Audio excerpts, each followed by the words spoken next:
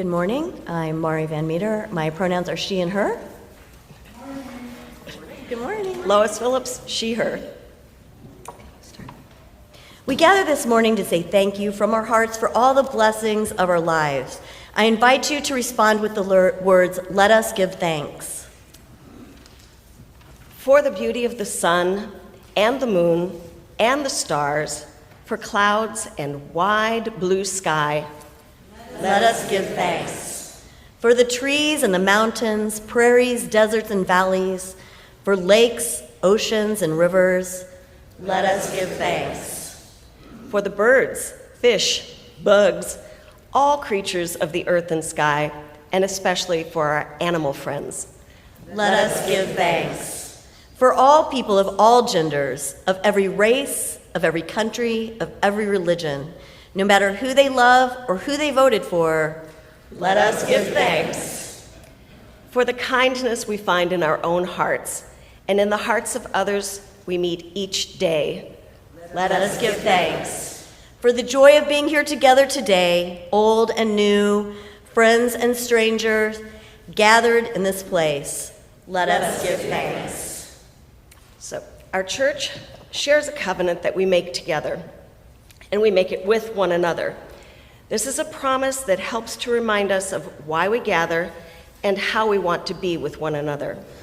Please rise in body or spirit and join me in saying our covenant together. We unite to strengthen the bonds of kinship among all persons, to promote human dignity, and to increase reverence for life's creating, sustaining, and transforming power through worship, study, and service. And please remain standing for our opening hymn, 1010, We Give Thanks.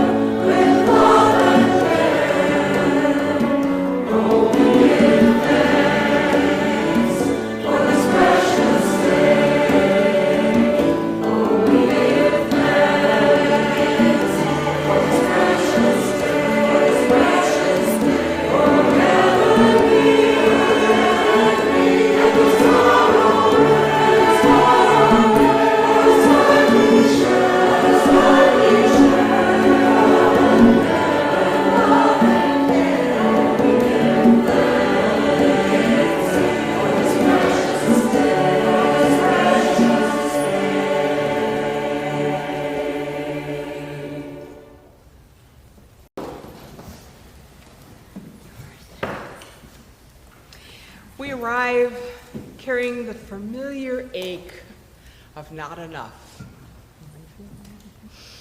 Not enough time, not enough rest, not enough certainty about what comes next. But here, in this space between one breath and another, something small and persistent whispers, you are held. We come from days that felt too ordinary to notice. Commutes and meetings and dishes and deadlines, the unremarkable hours that make up most of our living. But buried in the mundane, lie small miracles we walk past, perhaps without seeing. Some of us learn to count blessings on our fingers, others to wish some thanks to ancestors or earth or sky. We all carry different languages of gratitude and different ways of recognizing what sustains us. All are welcome here. Good morning. I'm Reverend Pam Romancic. I'm co-minister of this beautiful and vibrant church. I'm a queer, white, cisgendered woman whose pronouns are she and hers. And I'm Reverend Karen Mooney, and I'm the other co-minister. My identities include also that I am queer, that I am white, that I am cisgendered, and my pronouns are she and her. And I want to give you an insight, today that I actually really like going out with people to do small acts of resistance in this world. And yesterday I found myself on a bike path with about 5 other people, some of whom are here, and you can wave if you were among them, holding up signs for people who were passing by under 290 to read and to be reminded. And it made me so grateful to be able to see the people that I was there with and to be able to hear the blaring horns, whether they were for or against us, because within those moments, people were having to think about who they were and where they were and what it was that they value in this world.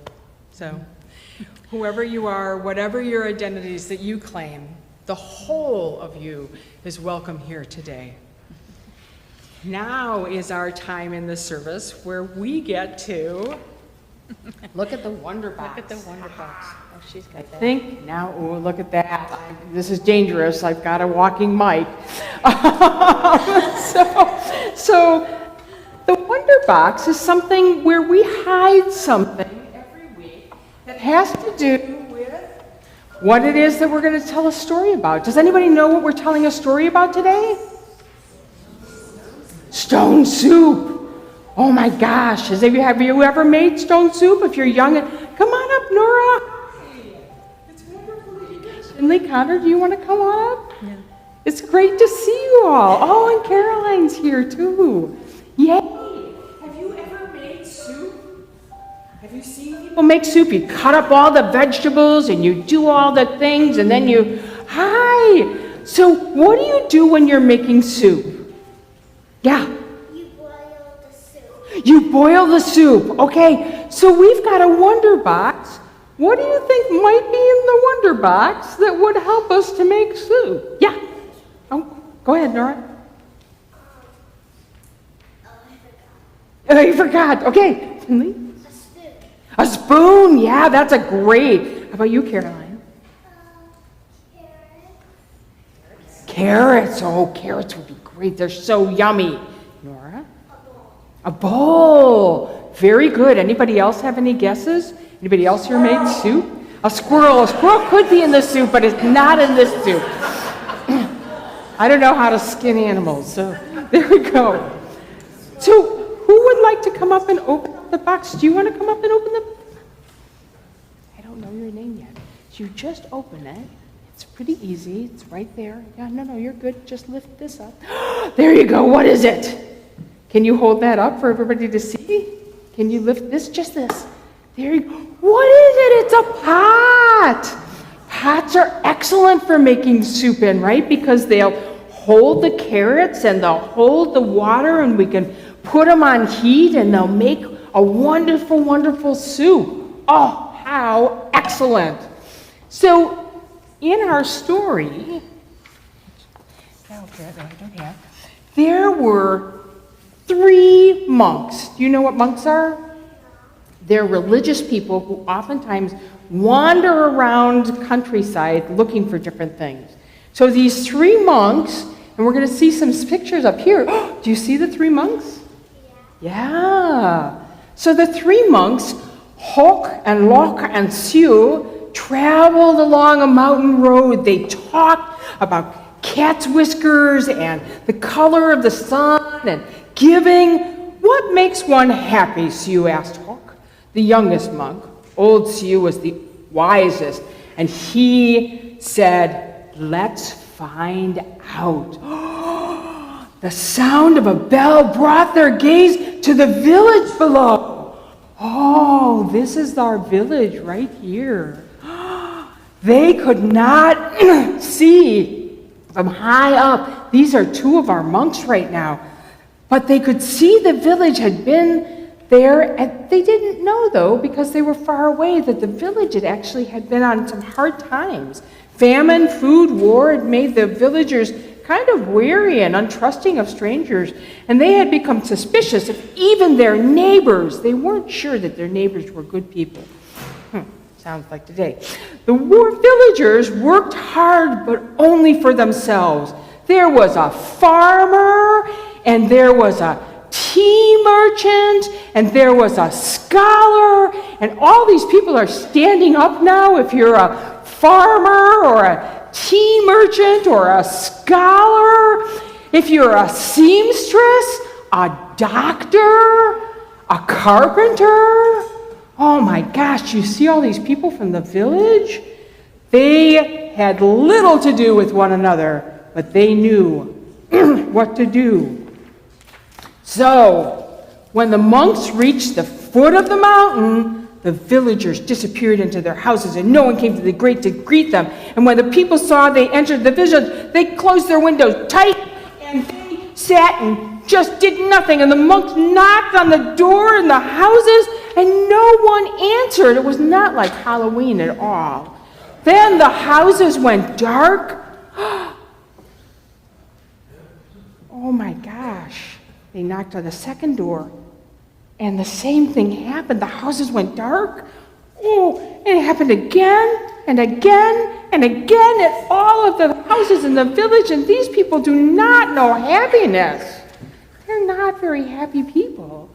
But today, Siu said, his face bright as the moon, we will show them how to make stone soup. So I'm wondering if you all will help me, because in this story, we gather things from the villagers. Can you turn around? Do you see the people who are standing here? Could you go and take what they have and take it back to your seat and go and sit with your parents or the people that you came with? So you're just going to go out and literally, here, come on. What does Miss Vet have? Oh, she's got a bag of noodles. Would you take the bag of noodles, Caroline? Awesome. And then you can go back. And Caroline, oh, a pot? Take the pot with salt and pepper? Awesome. All righty, and go back and sit where you were sitting. And the villagers can sit down and rest. So you can take those back with you to sit, or you can sit right where you are is perfect. Since we're not singing the children off anywhere, we're going to sing a simple song of sharing, which is just 402. You guys will get it right away. From you I receive, to you I give. I invite you just to sing it with me very simply.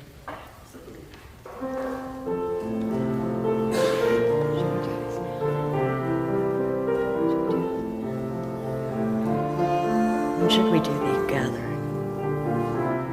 Just sing it once through. When they're singing, say that again. When should we do this? Now? No, when the next, yeah. Together we share, and from this Because we have a lunch while that's going on. I receive, to you I give. Together we share, and from this we live. Thank you so much. That was beautiful. And now we'll invite Gary to come up and talk to us about giving. I'm going to take a little bit of editorial liberty before I get to there, but I want to give a shout out to Reverend Karen and Reverend Pam. You saw all those beautiful young faces here. Young families with children are the future of our congregation. And thanks to your generosity, we can support the RE program here that is growing. Earlier this year, the RE program averaged, 10, maybe 15 kids. We're now up to, on any given Sunday, about 22 or so. So due to the hard efforts of Reverend Karen and all the people who work with her, I know I'm missing somebody. Thank you for your continued generosity. Giving is the ultimate way to ensure true richness of spirit. Without giving, we're watered down, lost in a flood of our self-focus. Sharing our wealth ensures that this community can continue its mission to create belonging, inspire curiosity, and heal our world. The morning offering will now be gratefully received.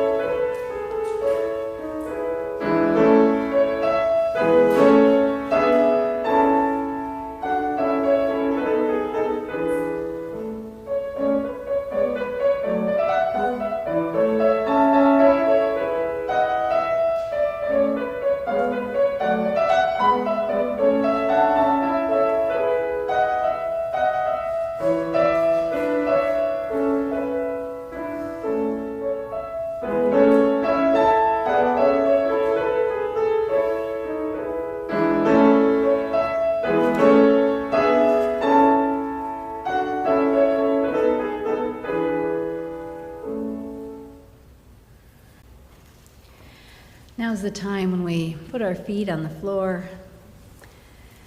We allow our anxiety to go down out of our bodies, down into the rich earth below, which we know she can take whatever we send to her and compost it and send it back to us again as love. Today we're going to do a special meditation. It's kind of a body meditation. You're welcome to stand up and do it with us, or you're welcome to stay seated in the chair. Karen and I will just help you move. Just listen.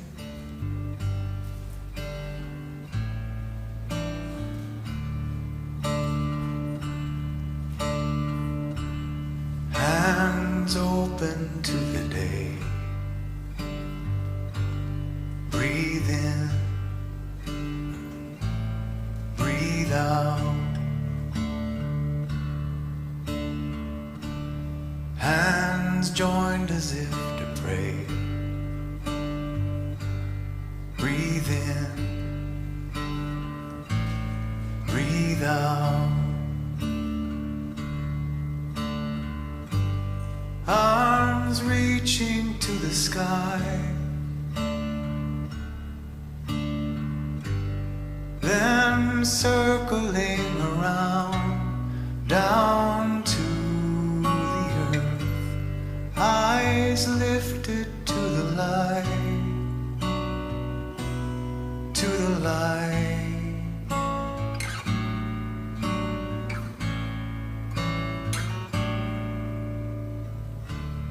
Hands, branches catching rain. Breathe in, breathe out. Then rising like a stalk of grain. Breathe in, breathe out. Arms reaching to the sky. Then circling around, down to the earth. Eyes lifted to the light,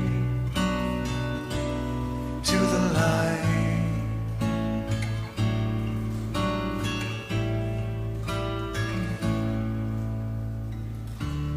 Hands open to the day. Breathe in, breathe out. Hands joined as if to pray.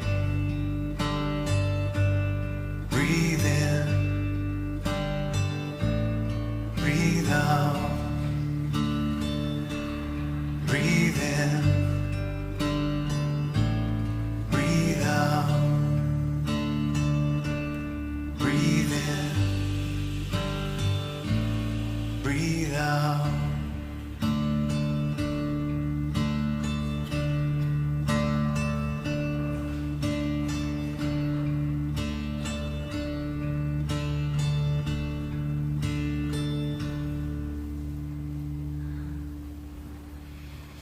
Thank you so much. This is the point in the service when we recognize the joys and the concerns which live within this gathered people. If you have anything to share during any week, please make sure you reach out to us, reach out to the office. You can find us on the website, you can find us in the newsletter, any different way. Reach out to any of us here, anybody on the lay ministry team. Today, it's a joy and a hope and a concern all mixed into one. Our first Chalice House family, Jerry, Sandra, and daughter Zanaba, is approaching the final step in their long 5-year journey for asylum.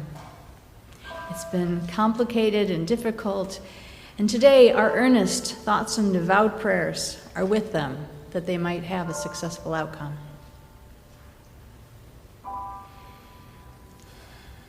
I'm also going to just share a tender concern We usually always bring Parker, our old dog, who's almost 13, with us on long Sundays so we can take him for a walk.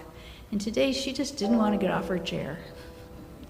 So we left her at home with our housemate to check on her. Just putting it out there.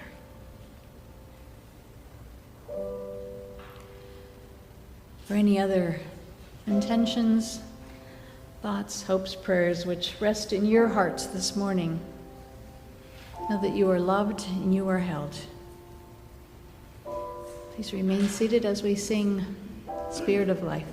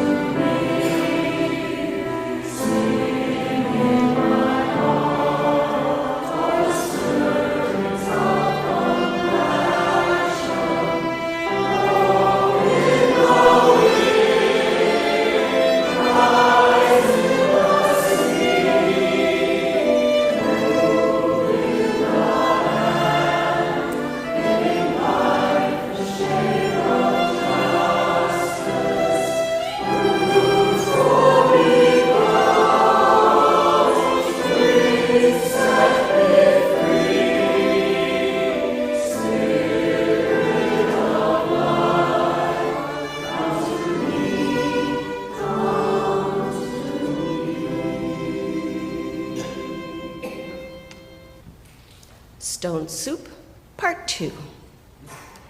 They gathered twigs and branches, and they made a fire. They placed a small tin pot on top and filled it with water from the village well. A brave little girl who'd been watching came to them. "What are you doing?" she asked. "We are gathering twigs," said Loke. "We're making a fire," said Hoke. They are making a fire. "And we are making stone soup, and we need three round, smooth stones." The little girl helped the monks look around the courtyard until they found just the right ones, and then they put them in the water to cook. "These stones will make excellent soup," said Sue. "But this very small pot won't make much, I'm afraid." "My mother has a bigger pot," said the girl. And the little girl ran home. As she started to take a pot, her mother asked what she was doing.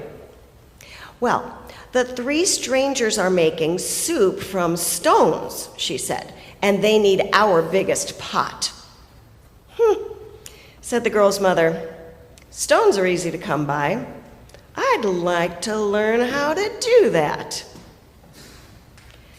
The monks poked through the coals, and as smoke drifted up, the neighbors peered out from their windows. The fire and the large pot in the middle of the village was a true curiosity. And one by one, the people of the village came out to see just what this stone soup was all about. Of course, old-style stone soup should be well seasoned with salt and pepper, said Hoke. "Well, that is true," said Loke, as he stirred the giant pot filled with water and stones. "But we have none." "I have some salt and pepper," said the scholar, his eyes big with curiosity. He disappeared and came back with salt and pepper and even a few other spices. Sue took a taste. "The last time we had stone soup, the stones of this size and color, carrots made the broth so sweet." "Carrots?" said a woman from the back. "I may have a few carrots, but just a few." And off she ran. She returned with as many carrots as she could carry and dropped them into the pot. "Do you think it would be better with onions?" asked Hoke. "Oh, yes. Maybe an onion would taste good," said a farmer, and he hurried off. He returned in a moment with 5 big onions, and he dropped them into the bubbling soup. "Well, now that's a fine soup," he said. And the villagers all nodded their heads as the smell was very agreeable. "Ah, but if only we had some mushrooms," said Sue, rubbing his chin. Several villagers licked their lips. A few dashed away and returned with fresh mushrooms, noodles, pea pods, and cabbages. Something magical began to happen among the villagers. As each person opened their heart to give, the next person gave even more. And as this happened, the soup grew richer and smelled even more delicious. "I imagine the emperor would suggest we add some dumplings," said one villager. "And bean curd," said another. "Well, what about cloud ear and mung beans and yams?" cried some of the others. "And taro root and winter melon and baby corn," cried other villagers. "Garlic, ginger root, soy sauce, lily buds. I have some, people cried out. And off they ran, returning with all that they could carry. The monks stirred and the pot bubbled. Oh, how good it smelled. How good it would taste. How giving the villagers had become. I wonder what happens next. We'll find out after our message from Rev Pam.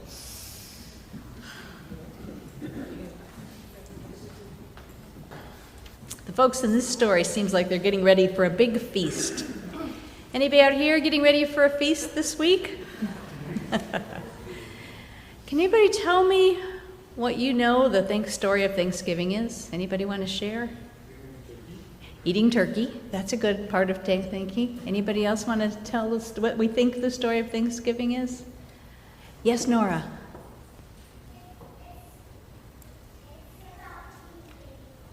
It's about being thankful. That is exactly true. That it's about being thankful.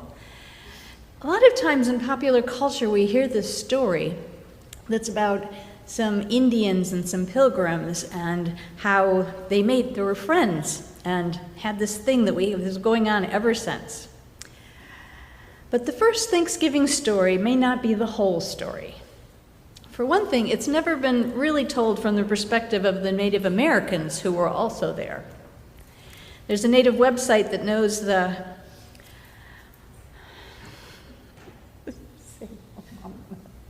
Wampanoag.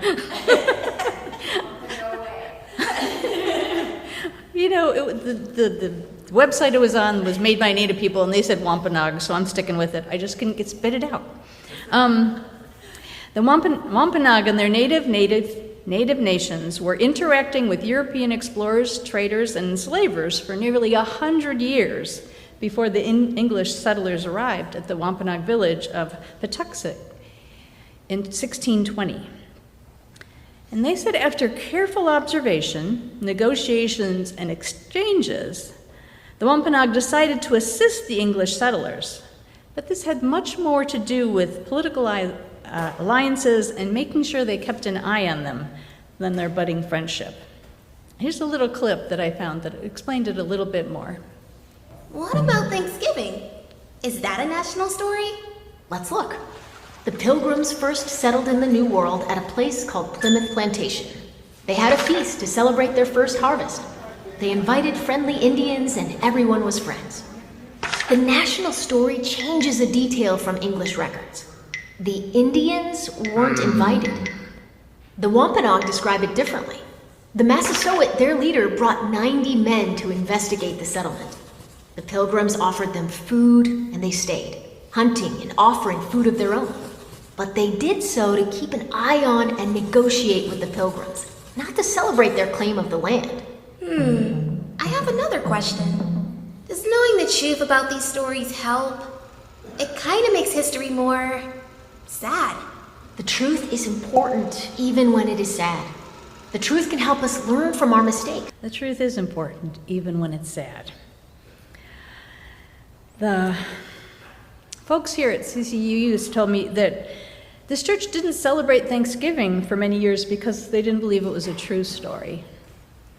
But what if the truth is so much bigger than the inaccuracies of the simple story that we keep repeating through the years?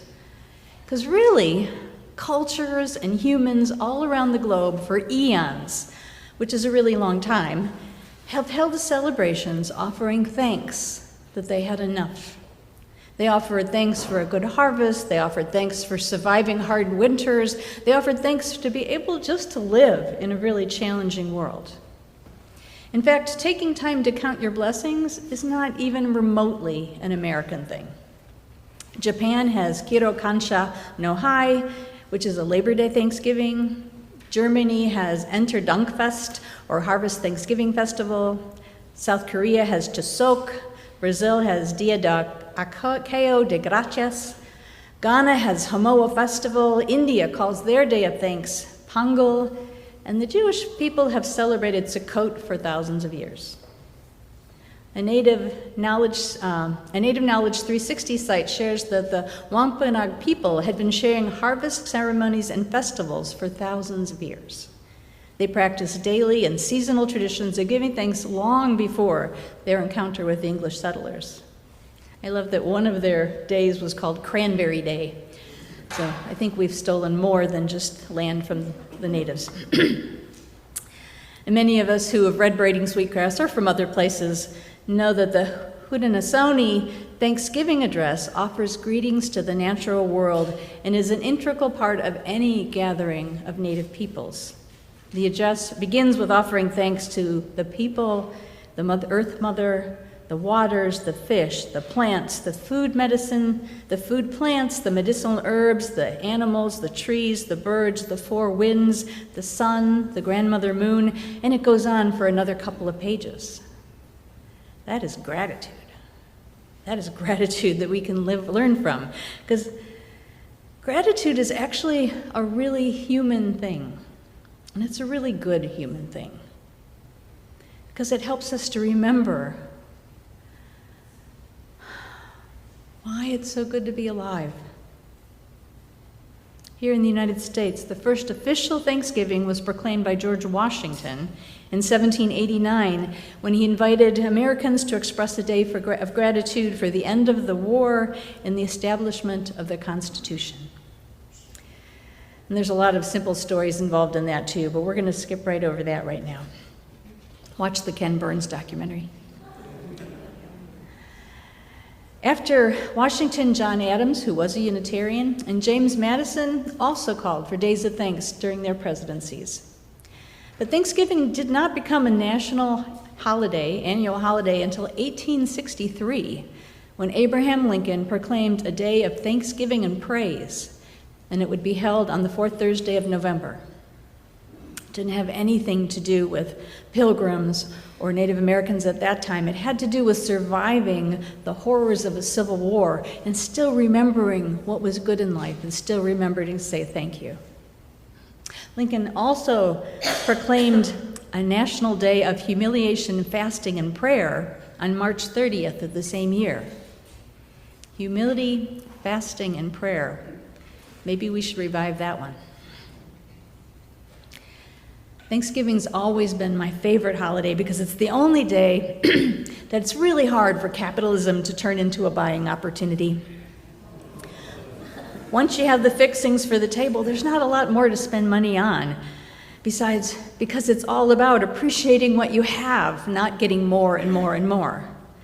That's why they had to invent Black Friday. But Thanksgiving is actually anti-consumerism because it's taking present of what is good in this present moment and noticing what we share together. And one of the good things that we share is community, this coming together in union as one people. We bring our best to one another and realize that we are so much richer and more blessed and more whole together than any of us could be on our own. So today we're going to mark this celebration of community in a very special way. It's a bread communion. This church celebrates different communions throughout the year. In the September, we celebrate our ingathering water communion, which symbolizes that ingathering the way water supports life and spirit supports this community. And in the springtime, we bring flower communion, which is a celebration of the unique beauty and variety of each individual, but how when they come together and gather together, they create an amazing bouquet. Thanksgiving, we do bread communion, because it comes from our Christian heritage and Jewish heritage of sharing bread as a symbol of the way we nourish one another in community. We remember that we are all grown up from the dirt of this earth, from the elements created eons ago by exploding stars. And the bread that we share is also a product of the earth, also grown up from the dirt of the earth, made by the work of human hands and offered to one another in love and joy.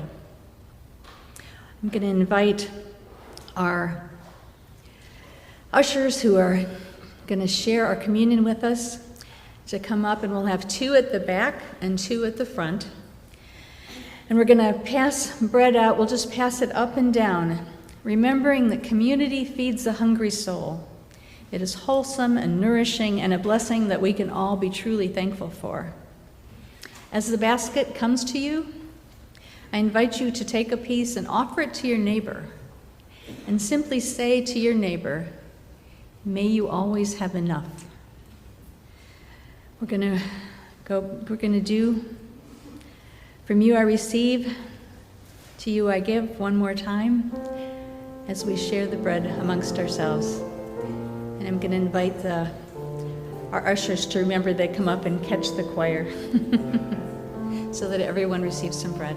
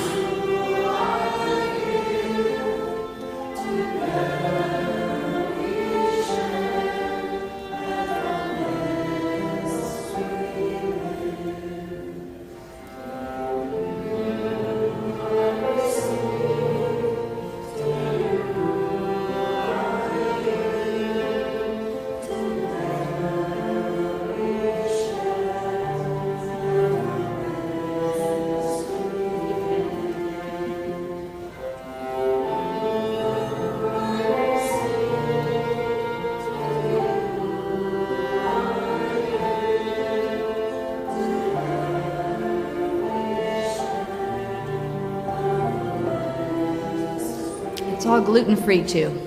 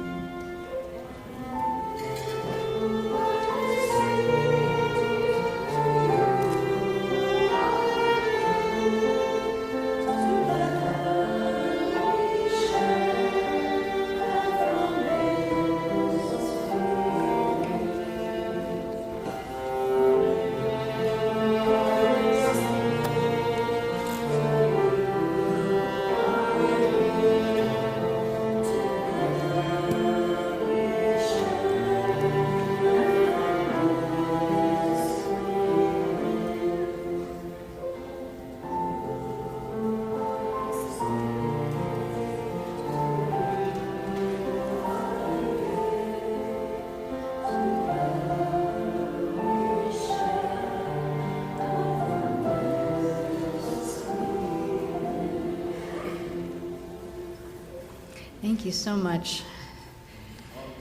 And we will also share our own Thanksgiving stone soup together after the service in the Etherton Hall. May each and every person here and throughout the world have enough and be filled to abundance today and every day.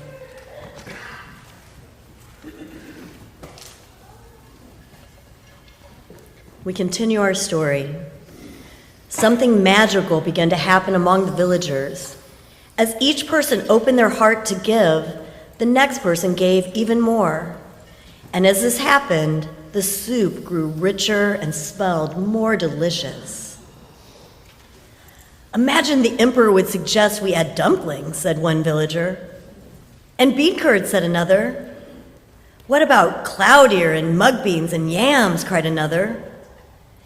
And taro root and winter melon and baby corn, cried the other villagers. Garlic, cabbage, soy sauce, lily buds. I have some, people cried. And off they ran, returning with all they could carry. The monks stirred and the pot bubbled.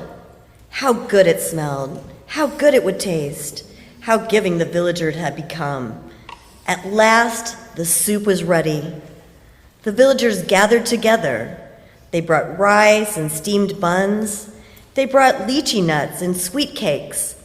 They brought tea to drink and lit lanterns. Everyone sat down to eat. They had not been together for a feast like this as long as anyone could remember. After the banquet, they told stories, sang songs, and celebrated long into the night. Then they unlocked their doors and took the monks into their homes and gave them very comfortable places to sleep. In the gentle spring morning, everyone gathered together near the willow to say farewell.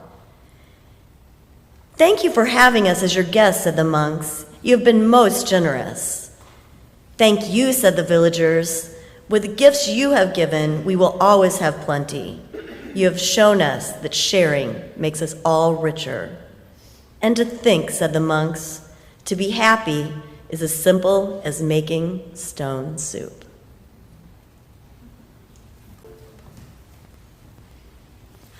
Come, ye thankful people, come praise the song of harvest, while safely gathered in. Come, ye thankful people, come praise the song of harvest, while safely gathered in. Come, ye thankful people, come praise the song of harvest. Come, ye thankful people, come and praise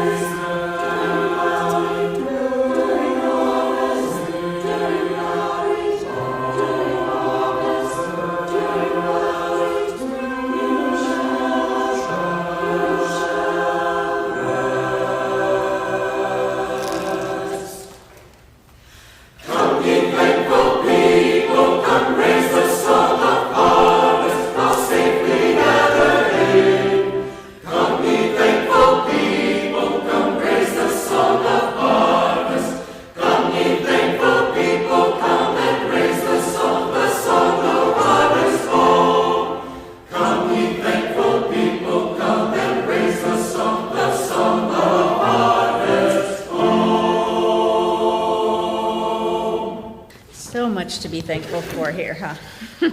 So much. Our benediction today is from Sandra Fees. May you rise in the morning and greet the dawn with a grateful heart. Throughout the day, may you accept the simple gifts that arise, food and shelter, water and sunshine, with a grateful heart. May you greet others whose path you crossed with that same gratefulness. And when evening comes, may you greet sleep with a grateful heart, a heart full of compassion and joy.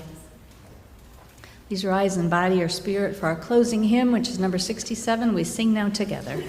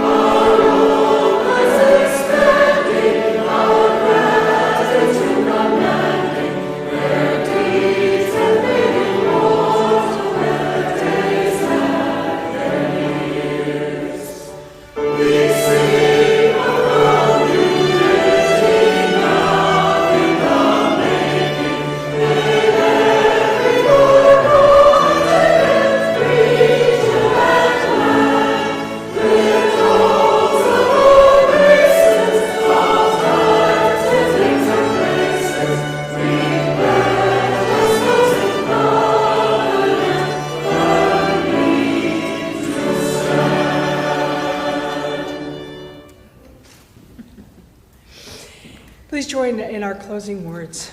We extinguish this flame, but not the light of its truth, the warmth of this community, nor the fire of our commitment.